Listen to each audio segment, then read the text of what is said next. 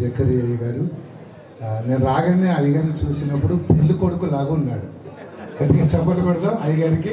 ఇంకా యవనస్తులుగా ఉండాలని మా ఆశ. ఇంత పెద్ద ప్రోగ్రాం నడిపేయాలంటే చాలా కష్టం.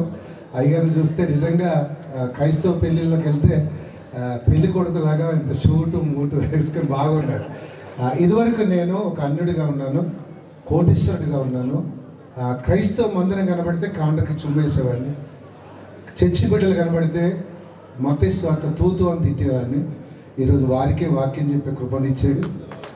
బైబుల్ చర్చిలకు అక్కడక్కడ వర్తమానం చెప్పే కృపను అనుగ్రహించాడు.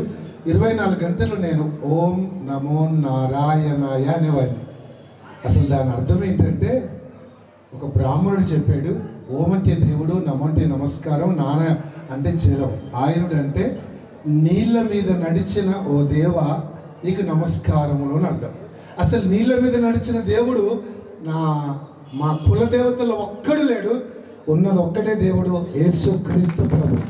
ఈరోజు ఆయన జీరో అయినాక నమ్ముకున్నాను, మళ్ళీ దీవించబడ్డాను. మాకు ఒక ఆత్మీయ తండ్రిలాగా జకరయ్య గారు మా గిద్దలూరుకి వచ్చినప్పుడు నా కడుపు నిండా అన్నం పెట్టి 3 గంటలు మాట్లాడాడు.